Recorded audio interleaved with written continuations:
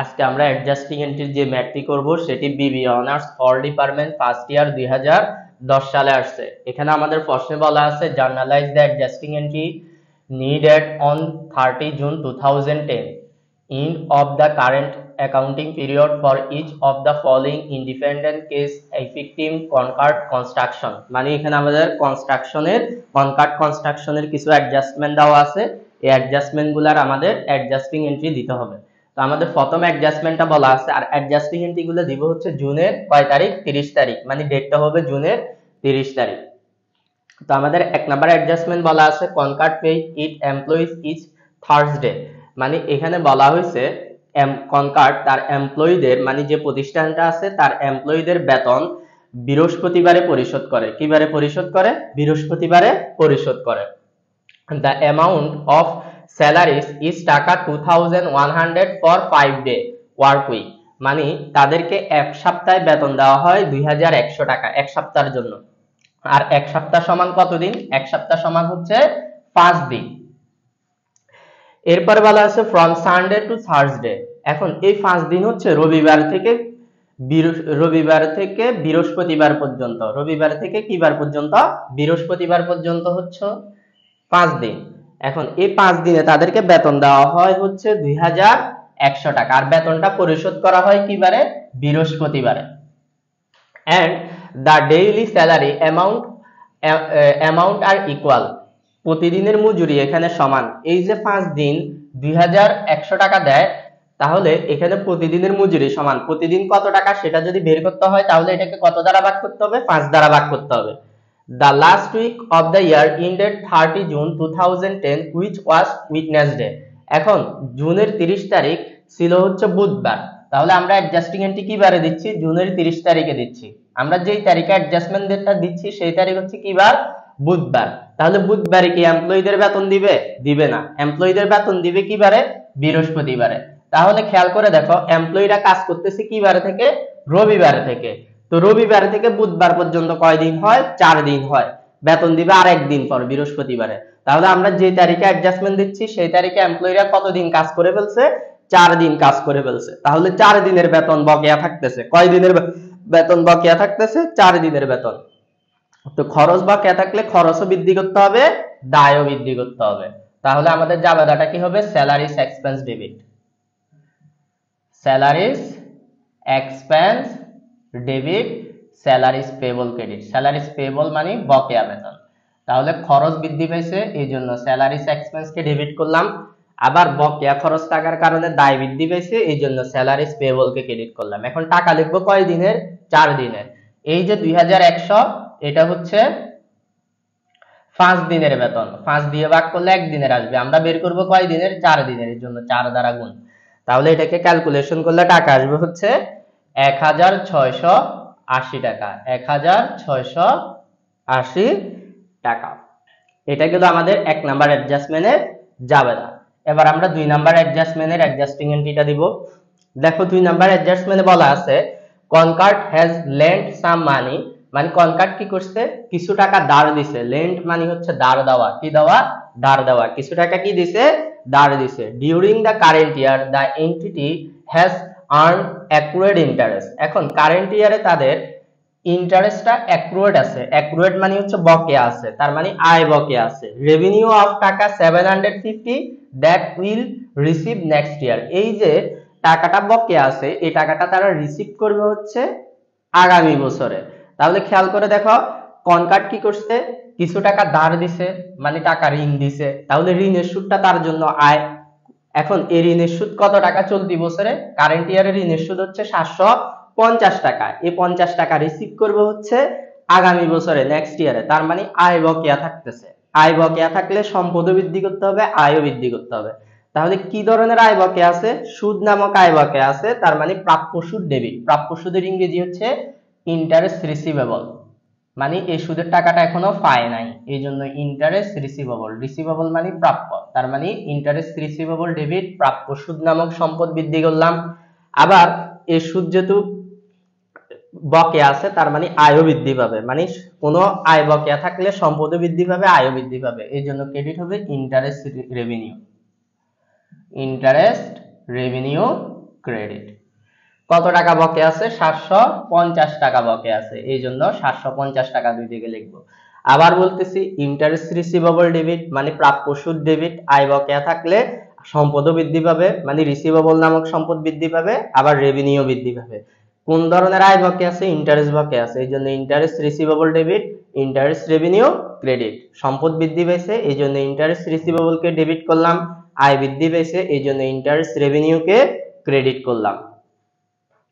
এরপর আমরা 3 নাম্বার জাবেদাটা করব। তো 3 নাম্বারে আমাদের বলা আছে the beginning balance of supplies was টাকা 2068, মানে এখানে বলা হয়েছে 2680 টাকার সাপ্লাইজ বছরের শুরুতে আছে। বিগিনিং ব্যালেন্স মানে কি? বছরের শুরুতে আছে। During the year entity purchase supplies costing টাকা 6180, মানে চলতি বছরে আরো 6180 টাকার সাপ্লাইজ ক্রয় করলাম। কত টাকার? 6180 টাকার। তাহলে টোটাল সাপ্লাইজ কত টাকার থাকে দেখো। প্রথমে ছিল 2680, তারপরে চলতি বছরে ক্রয় করলাম হচ্ছে 6180 টাকা সাপ্লাইজ ক্রয় করলাম। তাহলে টোটাল থাকার কথা হচ্ছে 8860 টাকার সাপ্লাইজ বছর শেষে। কিন্তু আমাদের এখানে প্রশ্ন বলছে at the 30 June 2010 the inventory of supplies on hand টাকা 2150, কিন্তু বছর শেষে জুনের 30 তারিখে বছর শেষে আমাদের কাছে সাপ্লাইজ হাতে আছে 1150 টাকা। তাহলে খেয়াল করে দেখো, বছরের শুরুতে সাপ্লাইজ ছিল 2680 টাকা, চলতি বছরে ক্রয় করলাম 6180 টাকা। তাহলে আমরা হিসাব অনুযায়ী মোট থাকার কথা বছর শেষে 8860 টাকা, কিন্তু প্রশ্নে বলছে বছর শেষে অন হ্যান্ড আছে 2150 টাকা। তাহলে বাকিগুলা কোথায় চলে গেল? থাকার কথা ছিল এটা, কিন্তু আছে এটা, তাহলে বাকিগুলা কোথায় চলে গেল? খরচ হয়ে গেছে। তো খরচটা কিভাবে বের করব? এই যে এই টাকাটা থেকে এটা বিয়োগ করে দিব। কত বিয়োগ করে দিব? 8860 থেকে 2150 বিয়োগ করে দিব, বিয়োগ 2150। তাহলে আর কত আসতেছে? 6710 টাকার সাপ্লাইজ আমরা চলতি বছরে কি করে ফেললাম? ব্যবহার করে ফেললাম। ব্যবহার মানে কি? খরচ করে ফেললাম। তো খরচ যেহেতু করে ফেললাম, খরচ বৃদ্ধি করতে হবে, আবার খরচ বৃদ্ধি পাওয়ার কারণে সম্পদ হ্রাস করতে হবে, এই জন্য জাবেদা হবে সাপ্লাইজ এক্সপেন্স ডেবিট। সাপ্লাইজ নামক খরচ বৃদ্ধি করলাম, কারণ এটা কি করে ফেলছি? ব্যবহার করে ফেলছি, এই জন্য সাপ্লাইজ এক্সপেন্স ডেবিট। এখন সাপ্লাইজটা যেহেতু ব্যবহার করছি, সাপ্লাইজ নামক সম্পদটাও কমে যাবে, সম্পদ কমে গেলে ক্রেডিট, এই জন্য সাপ্লাইজ ক্রেডিট। কত টাকা ব্যবহার করলাম? 6710 টাকার সাপ্লাইজ ব্যবহার করলাম। এটা কিভাবে বের করছি? এটা বের করলাম হচ্ছে আমাদের শুরুতে ছিল হচ্ছে 2680 টাকা সাপ্লাইজ, পারচেজ করলাম হচ্ছে 6180 টাকার, বছর শেষে অন হ্যান্ড যেটা আছে 2150, সেটা বিয়োগ করে এই টাকাটা আমরা বের করলাম। তা আশা করি তোমরা সবাই এটা বুঝতে পারছো। এরপরে আমাদের 4 নাম্বার সমন্বয়টা কি বলা আছে এটা আমরা একটু পড়ে নিই। 4 নাম্বার সমন্বয় বলা আছে Concard is servicing the air conditioning system in a large building and owner the building paid Concard টাকা 12900 as the annual service fee। দেখো, annual service fee নামক মানে কোন একটা বিল্ডিং এর আমরা কি করলাম, এই যে Concard এয়ার কন্ডিশন সার্ভিসিং বাবদ আমরা বছরে কত টাকা ফি নিই? 12900 টাকা ফি নিই। Concard recorded this amount is unearned revenue, মানে এটা unearned revenue নামে লিপিবদ্ধ করছে। এরপরে বলছে estimated that it has unearned revenue মানে হচ্ছে আরেকটা বিষয় বলে রাখি, unearned revenue মানে হচ্ছে অগ্রিম আয় হিসেবে লিপিবদ্ধ করছে। তো খেয়াল করে দেখো, এরপরে বলছে Concard estimated that it has earned মানে উপার্জিত, one quarter মানে হচ্ছে তোমার এক কোয়ার্টার মানে 3 মাস, তার মানে 3 মাস কি হয়েছে? উপার্জিত হয়েছে।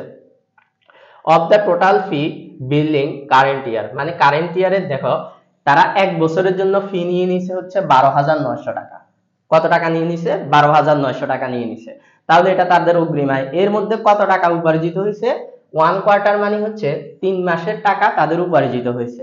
তাহলে খেয়াল করে দেখো, 3 মাস মানে এক বছরে 4টা কোয়ার্টার। আরেকটা বিষয় মনে রাখবা, একটা বছরে কয়টা কোয়ার্টার? 4টা কোয়ার্টার, কারণ কোয়ার্টার মানে 3 মাস। তো তো 1 বছর মানে 12 মাস। 3 কে যদি 12 কে যদি 3 দিয়ে ভাগ করো তাহলে একটা বছরে কয়টা কোয়ার্টার আছে? 4টা কোয়ার্টার আছে। তো 4টা কোয়ার্টার থেকে একটা কোয়ার্টারের টাকা উপার্জিত হয়েছে। আর এটা কি নামে লিপিবদ্ধ করছিল? এটা আনআর্ন মানি অগ্রিমায় লিপিবদ্ধ করছিল 12,900 টাকা। তাহলে এখন যেহেতু উপার্জিত হয়েছে তাহলে তাদের দায় কমে যাবে, আয় বেড়ে যাবে, এই আনআর্ন রেভিনিউটা কমে যাবে, মানে অনুপার্জিত আয়টা আয় হয়ে গেছে। কত অংশ? 4/1 অংশ টাকা আয় হয়ে গেছে। এই জন্য আমরা কি করব এখন? আয় বাড়াবো, দায় কমাবো। কোন ধরনের দায় কমাবো? আনআর্ন সার্ভিস রেভিনিউ নামক দায় কমাবো। এই জন্য লিখবো আনআর্ন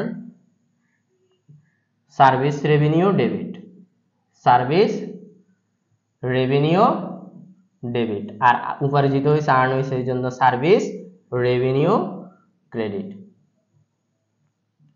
আর টাকা লিখবো হচ্ছে 1 কোয়ার্টার। 1 কোয়ার্টার মানে 4/1 অংশ। তো এখানে টাকা কত আছে? 12,900। তো 12,900 কে 4 দিয়ে ভাগ, 1 দিয়ে গুণ, অথবা এইভাবেও বের করতে পারো এটা। এই যে